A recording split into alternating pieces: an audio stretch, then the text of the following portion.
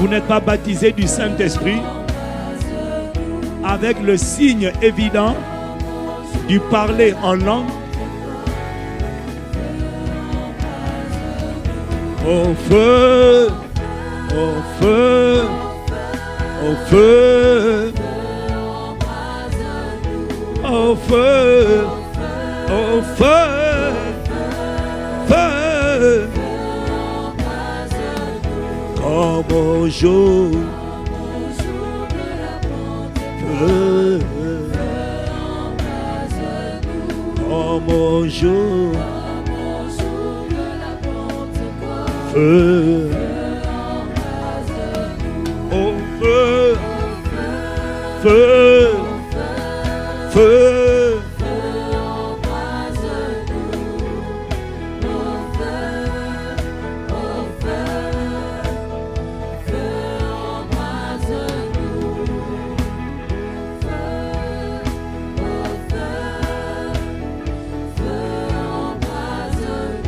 comme au jour,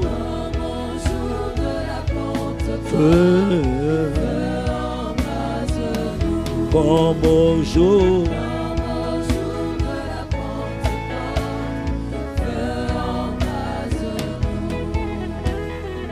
vous savez,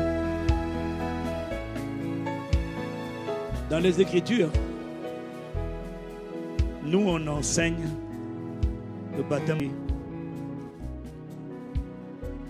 pour préparer les gens à recevoir le baptême du Saint-Esprit. Mais la vérité, c'est que dans les Écritures, ils n'ont pas eu d'enseignement.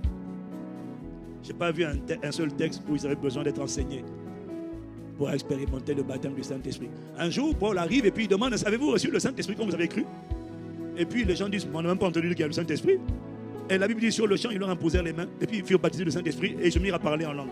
La preuve du baptême du Saint-Esprit, c'est quand on prie en langue. Alors, comment on fait ça?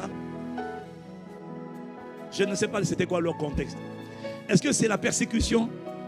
Est-ce que c'est la persécution comme l'Église qui les rendait bouillants et fervents, déterminés et zélés? Est-ce que... Parce que Jésus a dit dans Jean 7 que celui qui a soif vienne et qu'il boive. Des fleuves d'eau vive couleront de son sein, comme dit l'Écriture. Il y a des fleuves que Dieu veut faire sortir de toi. Ce sont des tsunamis.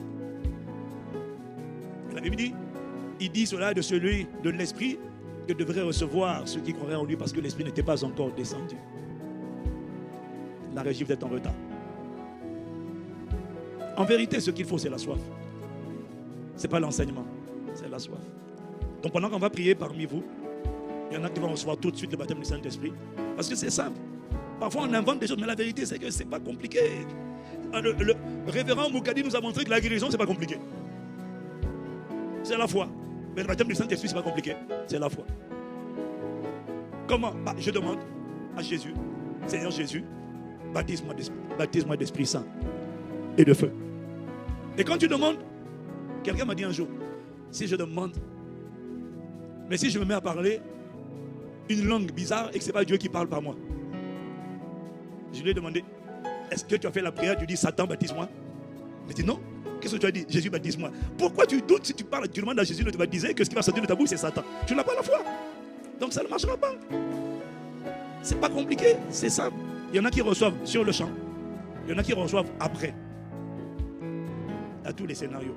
Mais on ne culpabilise pas. Tout se fait par la foi. Sauf que pour le baptême du Saint-Esprit, ce n'est pas que la foi. C'est la foi et la soif. Et la soif, c'est juste un désir profond et sincère. Parce que sans le baptême du Saint-Esprit, la vie de prière, c'est compliqué. Prier 10 minutes, 15 minutes, c'est déjà une épreuve. 1 heure, c'est un supplice. Parce que ce n'est pas fluide. Tu cherches les mots. Mais quand il y a le baptême du Saint-Esprit, avec le signe évident du parler en langue, et que tu habitues ton esprit à prier, quand tu rentres dans l'adoration, tu peux commencer à chanter en français. Et puis tu peux chanter un chant en esprit.